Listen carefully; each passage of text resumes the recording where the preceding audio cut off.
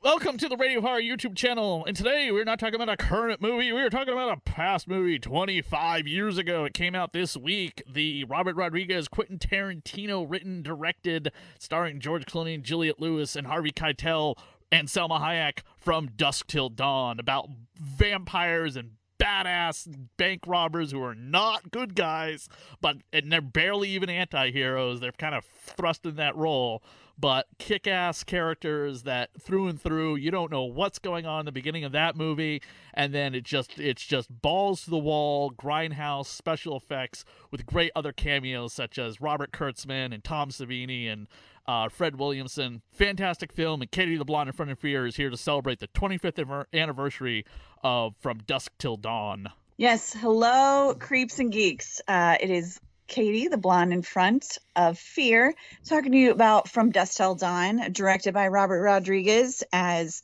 our lovely Dr. Horror told you, Radio of Horror told you about, and written by Robert Kurtzman and Quentin Tarantino. I did not recall it being written by Robert Kurtzman, so it's nice to see this when I'm going to tell you a little teeny baby cameo that comes up in the film that now after The Walking Dead makes a little bit more sense to me. This was released 25 years ago this week, and starring Quentin Tarantino, Harvey Keitel, Juliette Lewis. There was an up and comer, George Clooney. I'm not really sure what happened to him. This was like his big first starring role. I mean, after I think Attack of the Killer Tomatoes Part 2. But this was his like big break. So I'm really hoping this guy made it, because it was nice to see him on screen. That is for sure. And I got to tell you, 25 years, this film holds up. It is, for me, it's the devil in the details. It is part crime thriller, the first half of the film. Immediately, as soon as you walk into the titty twister, it goes into horror and gore. And if anyone wants to do a type of film like this needs to be the blueprint of how you do it, and how you do it well. I mean, the film starts out with powerhouse character actors Michael Parks and John Hawkes. It has the blood, it has the gore, it has watching this to prepare for this review, I love the fact that when they're doing the newsreels of what the Gecko brothers, Seth and Richie, who are played by George Clooney and Quentin Tarantino, have done. You've got Kelly Preston as the news anchor. You've got the pictures of the cops that have been killed. You've got pictures of the bystanders that have been killed. Even when they're at the beginning of the film, when they're in this little convenience store and the Gecko brothers have their little hostages, you have these 18, 19-year-old girls. One of the things I love about this is that these are not supermodels. They're not perfected, over glamorized people. They are real people, which is perfect. Even the hostage that Richie and Seth take, that's in the trunk, she is an actual woman. She looks like a mom and someone that you would see at a bank. And these are little things that it's like, this makes it real. This is what the crime thriller part of it, they did so beautifully. And Katie, I mean, did you watch? Did you listen to it with the commentary? I did not, because it was on one of the streaming services, one of the channels that I have. All right. So Quentin Tarantino with Robert Rodriguez during the commentary, which, by the way, the commentary for From Dusk Till Dawn was the very first commentary that Tarantino had ever done, and it was actually for the Laserdisc. If anyone remembers Laserdisc, I mean, we're going back 25 years. That's when Laserdiscs were still very popular at the time.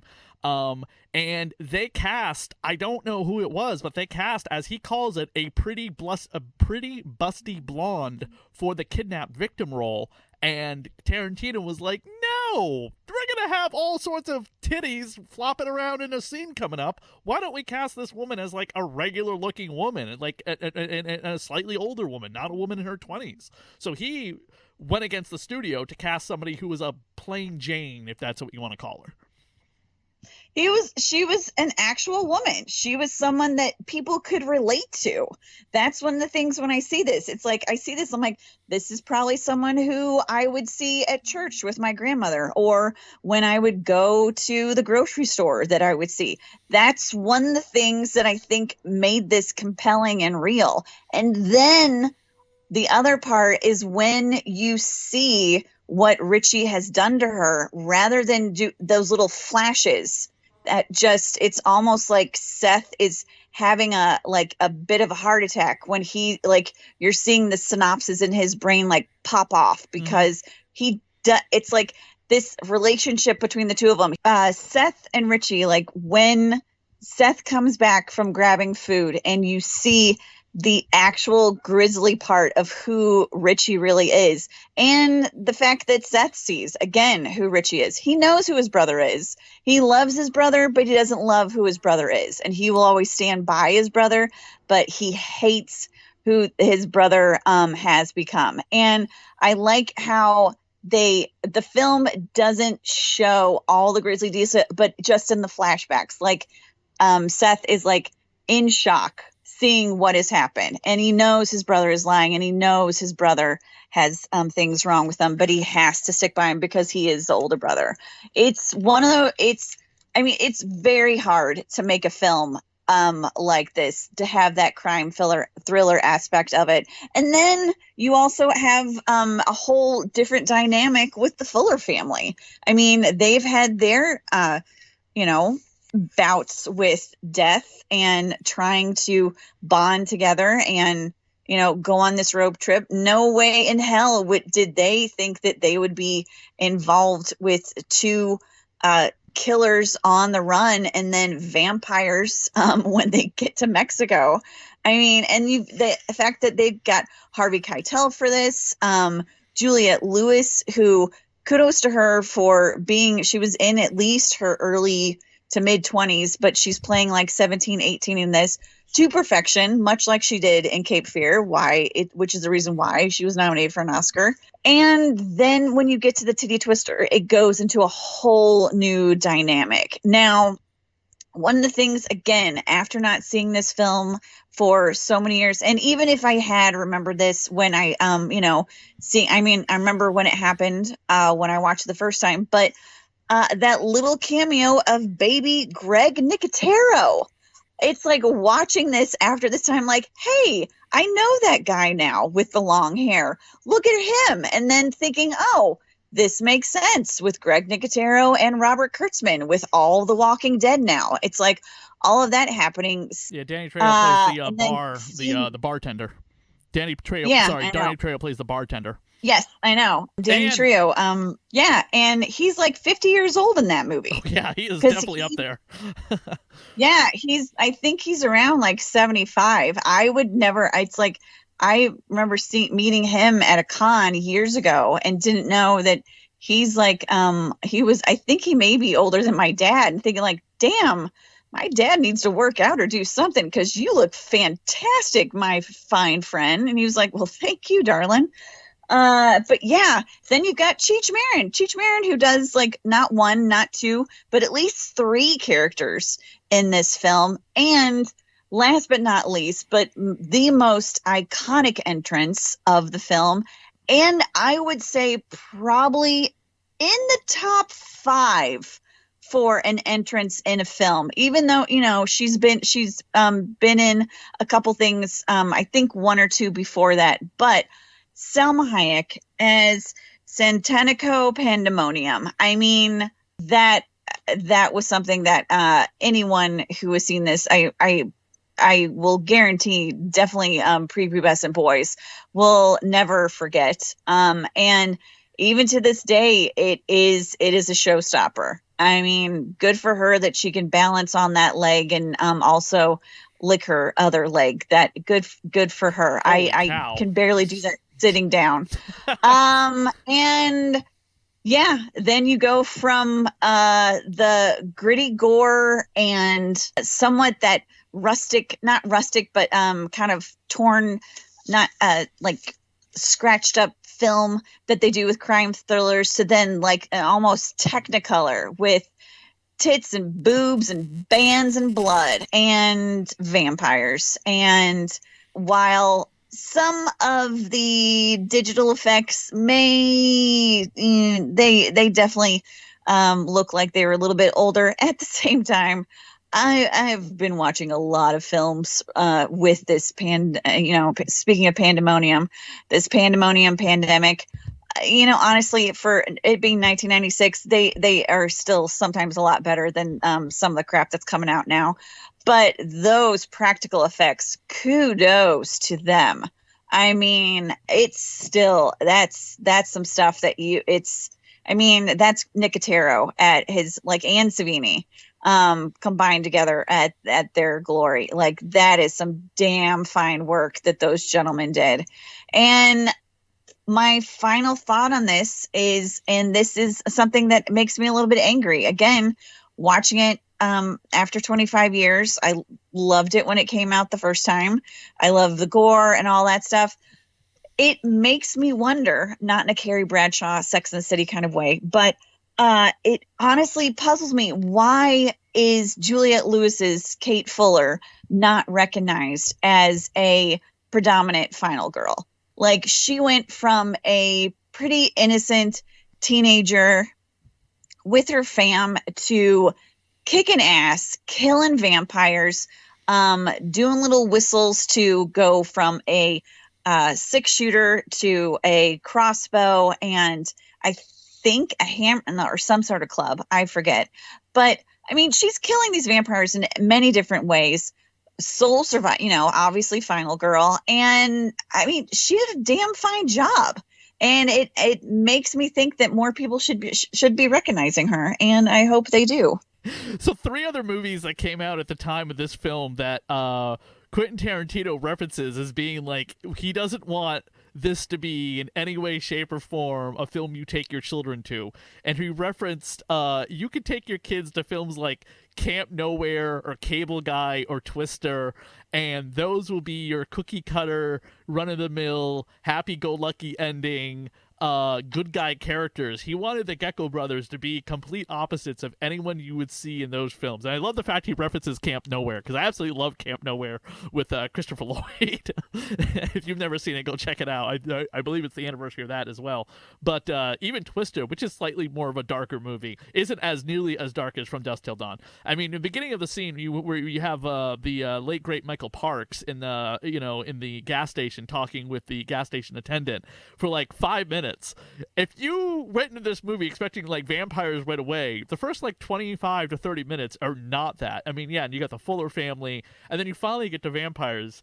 It still takes that long, but the character building that they give you to actually care about this couple badass hombres, as George Clooney calls them. And I knew George Clooney from ER, and I was blown away in this role. But I saw this movie because he was going to be Batman the next year.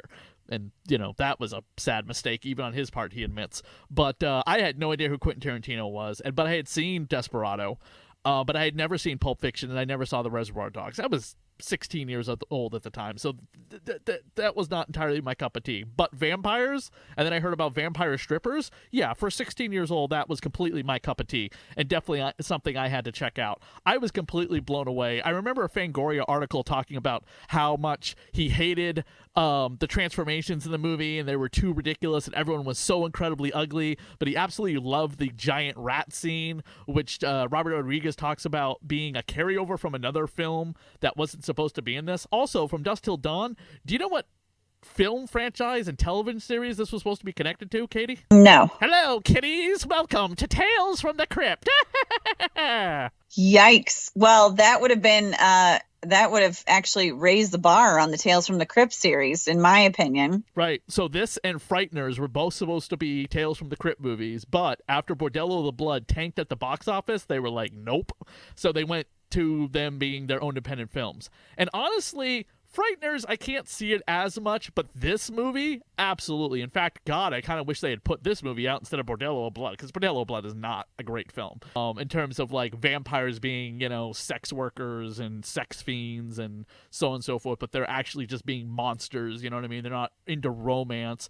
And Tarantino cites Interview with the Vampire having come out a couple years prior to this, and the romance and the vampires in that movie just disgusted him. He needed to do something hardcore, balls to the wall. And he remembers having an on-set conversation with George Clooney about he's like, I gave you all the best lines in the movie.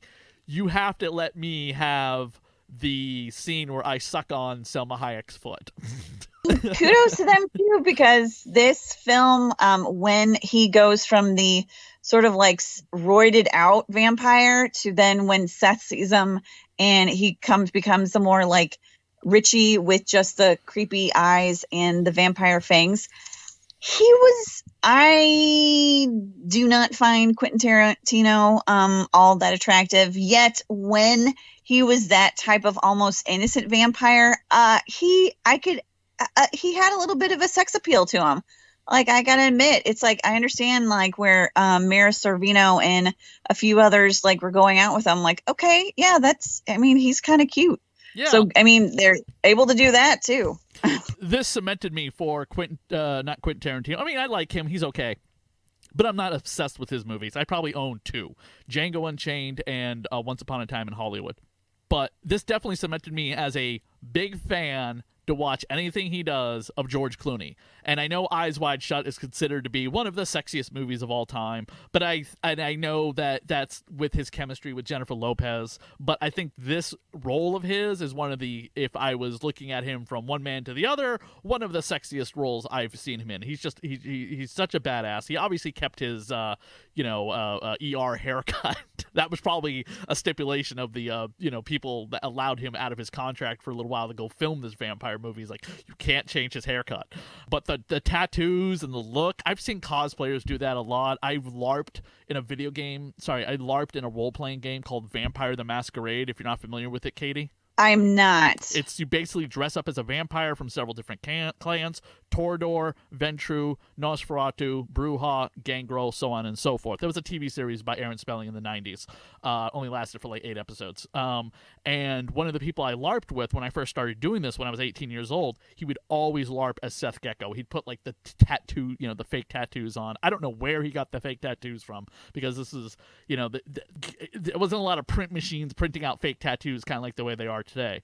But he got like the fake tattoos put on him. He did his hairstyle just like the Gecko brother, and he was pretty cool. Really quick, the 2 sequels, pass on them, not worth checking out. Only thing I want to say about the television show really is the actor who plays George Clooney's character was going to play Batman once upon a time in George Harrison's unmade Justice League movie, if you can believe that. But if you want to check out the TV series, it's okay. It's by Robert Rodriguez. It was on the El Rey Network. All 3 seasons are on Netflix. Go watch it. It's not terrible. But just stick to this one movie. Don't watch the sequels. There's a comic book adaptation of this as well. I just picked it up. Absolutely love it. Can't believe I missed out on that. And the soundtrack to this movie is fantastic. I don't think the score is available, but I know the soundtrack is pretty easily defined. And with the tattoo, if you've ever watched Ocean's 11, I think that Brad Pitt does a little homage to Clooney with his own tattoo in that. I noticed while watching that on a rerun recently. Yes. And I think you meant Out of Sight and not Eyes Wide Shut. Yes, is that the one with Jennifer Lopez where he's a bank robber and she's a federal agent or something?